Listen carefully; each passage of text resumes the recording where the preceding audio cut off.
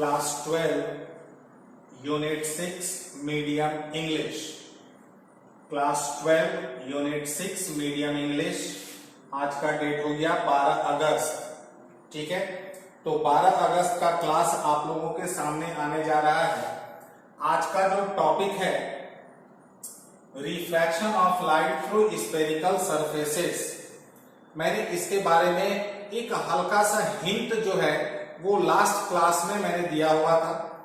ठीक है, refraction of light through spherical surfaces. सबसे पहले एक दो बात आप लोग ध्यान में ले लें। रिफ्रैक्शन जो फेनोमेनन है इसके लिए क्या जरूरी है? Optical medium. ठीक है, तो इसका मतलब हुआ कि ऑप्टिकल मीडियम के स्फेरिकल सरफेसेस की बात हो रही है। तो ऑप्टिकल मीडियम तीन तरीके का हो सकता है। या तो हो सकता है सॉलिड, या तो हो सकता है लिक्विड, और या तो हो सकता है गैस। अब आप लोग जरा डिसाइड करें कौन से optical medium, solid, liquid, gas, ये भी होता है ऑप्टिकल मीडियम, जैसे glass block, liquid, pure water, air, ये सब इसके एग्जांपल्स हैं। अब आप लोग जरा सोचें इन तीनों में से कौन से ऑप्टिकल मीडियम में स्फेरिकल सरफेसेस पॉसिबल है? डेफिनिट शेप के स्फेरिकल सरफेसेस पॉसिबल हैं, तो वो जनरली किस में होगा? सॉलिड में। ठीक है, तो अब जो हम लोग बात करेंगे वो होगा एक सॉलिड ऑप्टिकल मीडियम के स्फेरिकल सरफेसेस की हम लोग बात करेंगे। तो अब आप लोग दिमाग में सेट कर लें कि स्फेरिकल सरफेसेस की जब भी बात होगी तो वो किससे रिलेटेड होगा? ऐसा ऑप्टिकल मीडियम जो किस तरह का हो? सॉलिड। तो एक सॉलिड ऑप्टिकल मीडियम का स्फेरिकल सरफेसेस दो शेप का होता है, वो भी आप लोगों को पता है। मैं आज उसका कंप्लीट बेसिक आइडिया आप लोगों को देने जा रहा हूं। आप लोग ध्यान से आज के वीडियो को ध्यान से देखेंगे। आज कुछ लिखना नहीं है, आप लोगों को ध्यान से सुनना और समझना है। ठीक है, ये जो सॉलिड ऑप्टिकल मीडियम के स्फेरिकल सरफेसेस की बात हो रही है, ये according to shape spherical surfaces has two types, convex and concave। convex and concave। तो उम्मीद है आप लोगों को, ऐसे तो ये दो नाम सबको पता है ही। तो स्फेरिकल सरफेसेस के शेप के अकॉर्डिंगली कितने होंगे, उसका टाइप कॉन्वेक्स और कॉनकेव। अब मैं आप लोगों को इस दोनों तरह के शेप का एक कंप्लीट बेसिक आइडिया देने जा रहा हूं। आप लोग उसको ध्यान से समझेंगे। पहले हम लोग बात करते हैं कॉन्वेक्स। मान लेते हैं ये एक सॉलिड ऑप्टिकल मीडियम, एक सॉलिड ऑप्टिकल मीडियम है। इसका ये वाला सरफेस है इस तरह। तो यहां से लेकर के यहां तक सबसे पहले तो हम लोग इसको कहेंगे spherical surface, because this shape is completely A part of sphere. तो ये जो पोर्शन हुआ, this portion is called spherical surface and according to the nature of this surface, spherical surface, this type of surface is categorized as convex। इस तरह के surface को हम लोग क्या कहेंगे? कॉन्वेक्स। अब मैं एक दूसरा आप लोगों के सामने एक और ऑप्टिकल मीडियम रख रहा हूं। ये सपोज एक सॉलिड ऑप्टिकल मीडियम है, इसका ये सरफेस है इस तरह, ऐसा, इस तरह। तो आप लोगों को अंतर तो दिख ही गया होगा। इस तरह का भी शेप हो गया। सबसे पहले तो ये भी हो गया spherical surface, but this nature of spherical surface is called concave. ठीक है, तो उम्मीद कर रहे हैं आप लोगों को सबसे पहले तो सॉलिड ऑप्टिकल मीडियम के दोनों स्फेरिकल सरफेस का नेचर आप लोगों को समझ में आ गया होगा। ठीक है, अब हम लोग दोनों तरह के स्फेरिकल सरफेसेस से रिलेटेड कुछ बेसिक टर्मिनोलॉजी को हम लोग समझते हैं। सबसे पहले हम लोग चर्चा करते हैं कॉन्वेक्स की, फिर इसके बाद कॉनकेव की भी चर्चा होगी।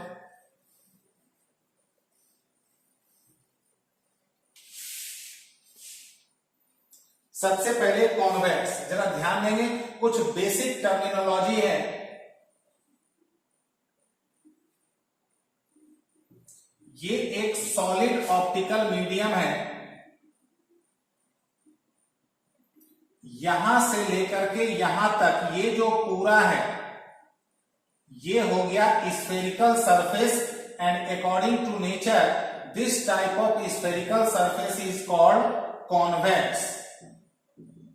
अब जरा आप लोग तीन टर्म पर ध्यान देंगे। आज का वीडियो बेसिक कॉन्सेप्ट है, क्योंकि इसके बाद 5 मार्क्स का क्वेश्चन स्टार्ट हो जाएगा इसी से रिलेटेड। मैंने पिछले क्लास में भी आप लोगों को बताया था, यहां से यहां तक स्फेरिकल सरफेस कौन सा नेचर का हो गया, ये कॉन्वेक्स। तो यहां से यहां तक का जो भी ज्योमेट्रिकल सेंटर होगा, this geometrical centre is called pole denoted by P। ठीक है, फिर से मैं रिपीट कर दूं, यहां से यहां तक का जो भी ज्योमेट्रिकल सेंटर होगा, that geometrical centre is called pole denoted by capital P। एक पॉइंट ये हो गया, तो पहला पॉइंट हम लोगों को क्या मिला, पोल। अब जरा ध्यान देंगे, ये जो स्फेरिकल पोर्शन है इसको हम लोग ऐसे समझ सकते हैं, इस तरह से, इसका कहीं ना कहीं सेंटर होगा, उस सेंटर को हम लोग कहेंगे centre of curvature denoted by C। तो सेंटर ऑफ कर्वेचर दूसरा टर्म मिला डिनोटेड बाय C। ठीक है, तीसरा टर्म C से P तक का जो डिस्टेंस होगा, this is called R, means radius of curvature.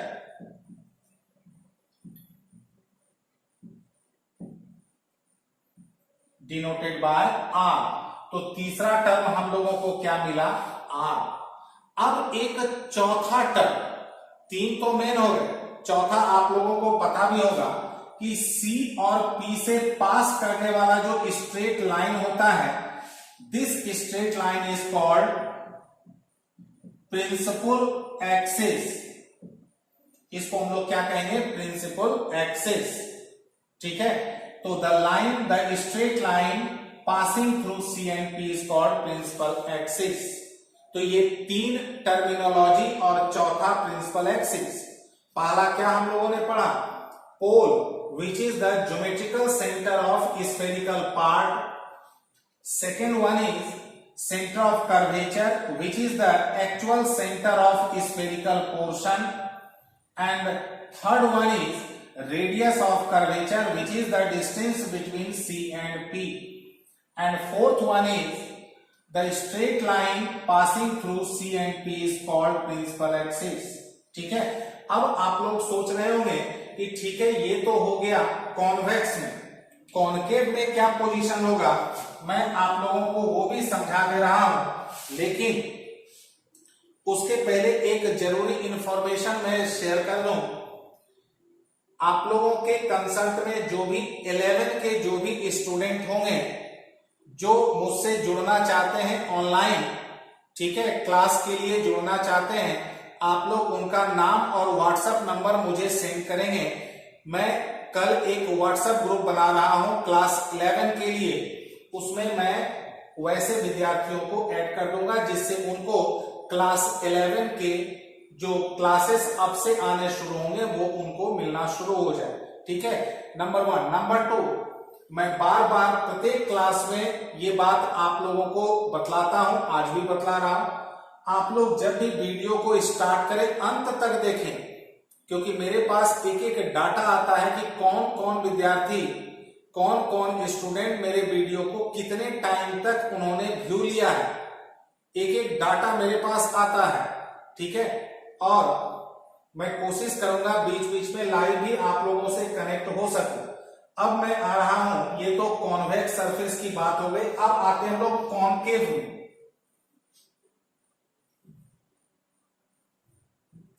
ये एक सॉलिड ऑप्टिकल मीडियम है। ये कौन सा शेप हो गया? कॉनकेव, ठीक है। ये कौन सा शेप हो गया? कॉनकेव। तो यहां से यहां तक जो कॉनकेव शेप हुआ, इसका जो ज्योमेट्रिकल सेंटर होगा ये, this will be called pole. इसको हम लोग क्या कहेंगे? पोल, ठीक है। नंबर 1। नंबर 2, ये जो स्फेरिकल पोर्शन है, इसका जो ज्योमेट्रिकल सेंटर होगा, this will be called centre of curvature denoted by C, and distance between P and C is called the radius of curvature, and straight line passing through P and C is called principal axis। अब आप लोग एक फर्क को जरा ध्यान दें। In case of convex spherical surface, in case of convex spherical surface, the center of curvature lies inside the solid optical medium, but in case of concave spherical surface, the center of curvature lies outside the solid optical medium। ये आप लोगों को दिख रहा होगा, ठीक है। अब मैं आप लोगों को बतलाने जा रहा हूं how refraction of light rays takes place from these two types of spherical surfaces, ठीक है।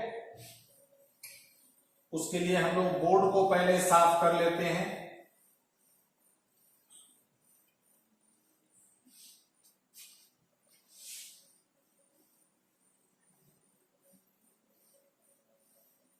इस पॉइंट को समझने के पहले आप लोगों को मैं दो बड़ा ही इंपॉर्टेंट पॉइंट्स को पहले समझा रहा हूं। आप लोग ध्यान से समझेंगे दोनों पॉइंट्स। कोई भी स्फेयर हो, स्फेयर के सरफेस के किसी भी पॉइंट पर जब हम लोग नॉर्मल ड्रॉ करते हैं, तो ये हर हाल में कहां से पास करता है? सेंटर से, ठीक है। ये ज्योमेट्रिकल पॉइंट, मैं फिर से इसको रिपीट कर दूं। Any normal drawn at the surface of A sphere must pass through the centre. Any normal taken at any point on the surface of a sphere must pass through the center। Number 1। Number 2, हम लोग जो refraction में देखते हैं कि ऐसे light rays आया, मान लेते हैं इधर है रेयरर और इधर है डेंसर, तो हम लोग देखते हैं रेयरर से डेंसर में ये बेंड कर जाती है टुवर्ड्स द नॉर्मल, ठीक है। अब एक बहुत इंपॉर्टेंट पॉइंट, क्योंकि यहां पर ये आई है इसलिए बेंडिंग हुआ, यानी रिफ्रैक्शन ऑफ लाइट हुआ। लेकिन अगर सपोज ये रेयरर है और ये डेंसर है, अगर लाइट रे नॉर्मल अगर इंसिडेंट हुआ तो refraction of light will not take place. Refraction of light will not take place, ये सीधा आर पार हो जाता है, ठीक है। मैं फिर से इस पॉइंट को आप लोगों को रिपीट कर दे रहा हूं। Whenever light rays incidents normally, then refraction of light means bending of light doesn't take place, ठीक है। it goes through its original path, अपना जो उसका ओरिजिनल पाथ है उसी डायरेक्शन में ये चली जाती है।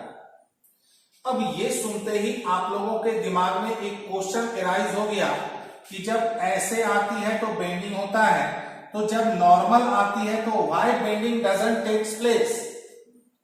तो मैं किसी दिन उसका भी रीजन आप लोगों को बतला दूंगा, ये सिलेबस से हट करके है।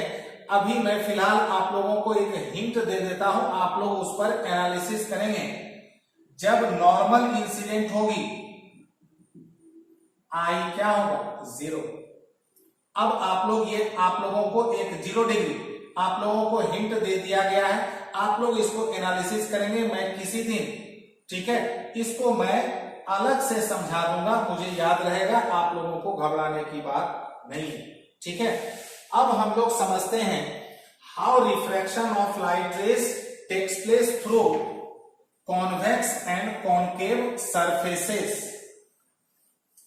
आप लोगों को कॉन्वेक्स और कॉनकेव सुन सुन करके दिमाग में बार बार याद आ रहा होगा लेंस। अभी आप लोग लेंस से बहुत दूर हैं, अभी लेंस तक हम लोग पहुंचने में टाइम लगेगा, ठीक है, 2-3 क्लासेस लगेंगे। आप लोग अभी लेंस तरफ मत जाए, अभी कॉन्वेक्स और कॉनकेव सरफेस, ठीक है, आप लोग सरफेस पर फोकस करें। अब जरा ध्यान देंगे, मैं डायग्राम को उल्टा करके समझा रहा हूं।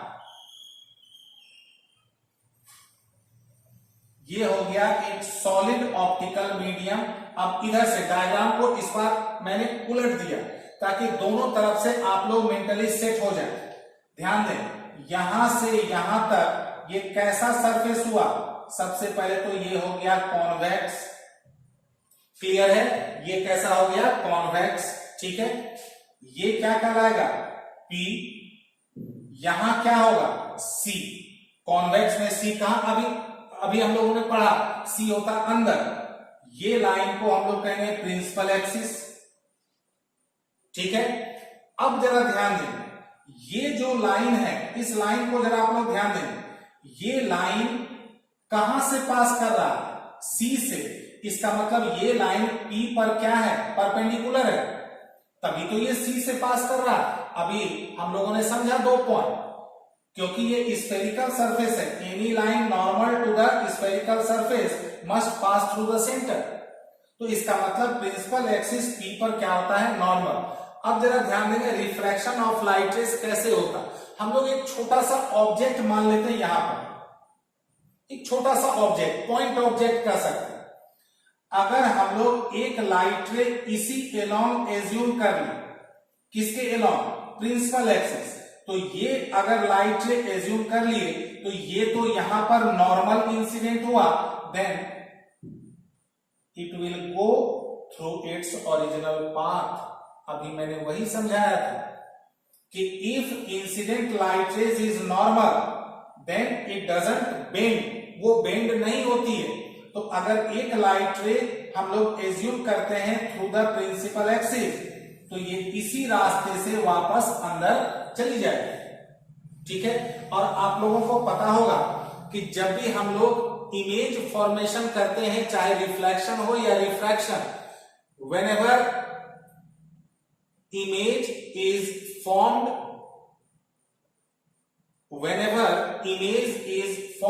geometrically, there must be 2 light rays to be considered। मतलब ज्योमेट्रिकली जब भी हम लोग किसी ऑब्जेक्ट के इमेज को बनाते हैं, 2 लाइट रेज मिनिमम होने जरूरी हैं।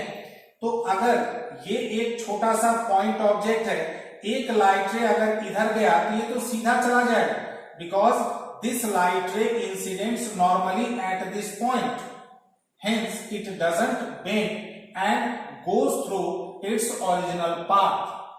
अब हम लोग एक लाइट रे और मान लेते हैं, यहां पर एज्यूम कर लेते हैं, इस जगह यहां इंसिडेंट हो, जहां से मीडियम बदलता है हम लोग क्या डालते हैं, नॉर्मल, हम लोग क्या डालते हैं, नॉर्मल। और अभी मैंने बताया स्फेरिकल सरफेस के किसी भी पॉइंट पर नॉर्मल डालो, that normal must pass through the centre. देखिए ये जो नॉर्मल है ये कहां से पास करना चाहिए, सेंटर से। तो ये हो गया नॉर्मल, ये हो गया इंसिडेंट लाइट रे, ये हो गया आई। अब इसका ओरिजिनल डायरेक्शन ये है और इधर कौन सा मीडियम है, रेयरर, और ये कौन सा मीडियम है, डेंसर। तो जब लाइट रेज रेयरर से डेंसर में यहां इंटर कर रही है, तो ध्यान देंगे आप लोग पेन को, लाइट रेज रेयरर से डेंसर में इंटर कर रही है तो ये बेंड कर जाएगी किधर, नॉर्मल की तरफ। तो नॉर्मल इधर है, ये देखिए इधर बेंड कर गया, इधर बेंड करते हुए आगे बढ़ गया। अब देखिए आप लोग, ये लाइट रे और ये लाइट रे एक्चुअल में यहां पर मिल गया, तो यहां पर क्या बना, इमेज, और वो भी कैसा इमेज, रियल। लेकिन ये मामला है कॉन्वेक्स का। अगर हम लोग यही आते हैं कॉन्केव में,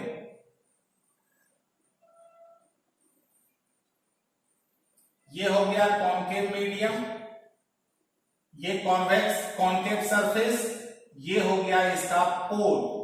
इधर तो इसका अभी मैंने बताया बाहर होता है सी, ये हो गया इसका सी। मान लेते हैं यहां पर एक छोटा सा पॉइंट ऑब्जेक्ट है, अगर एक लाइट रे प्रिंसिपल एक्सिस के एलोंग लेंगे तो ये तो अपने डायरेक्शन में चली जाएगी, अभी मैं बार बार इसके बारे में मेंशन किया हुआ हूं, ठीक है। अब अगर दूसरा लाइट रे हम लोग यहां पर इंसिडेंट करा दें इस जगह, तो यहां से मीडियम इधर रेयरर है और इधर कैसा है, डेंसर। मीडियम बदल रहा है तो यहां पर हम लोगों को क्या ड्रॉ करना होगा, नॉर्मल। तो जब भी स्फेरिकल सरफेस के किसी भी पॉइंट पर नॉर्मल डालेंगे, वो कहां से पास करना चाहिए, सेंटर। तो ध्यान देंगे ये नॉर्मल हो गया, तो रेयरर से डेंसर लाइट रे का ओरिजिनल डायरेक्शन ये था, ये ऐसे बेंड कर दिया, ऐसे। अब आप लोग जरा बताइए, ये लाइट रे और ये लाइट रे आप लोगों को डायग्राम देख के लग रहा है कि कभी मिलेगा नहीं। तो कॉन्केव के केस में जब भी दो लाइट रे रियल में नहीं मिलती है, तो वहां पर जो इमेज बनता है वो कैसा होता है, वर्चुअल, जिसका दूसरा नाम क्या है, इमेजिनरी, ठीक है। तो हम लोगों का अब जो नेक्स्ट टॉपिक होगा, अभी यही टॉपिक तो यही है जिससे रिलेटेड मैंने जितने भी बेसिक कॉन्सेप्ट्स थे मैंने उसको देने का कोशिश किया, ठीक है। आप लोग आज के वीडियो को बार बार रिपीट करके देखेंगे। अगर आज के वीडियो में कोई कंफ्यूजन, बड़ा कंफ्यूजन हो गया, तो आगे का जो 2-3 क्लास है वो उम्मीद है समझ में नहीं आएगा, ठीक है। तो till then, good night to all.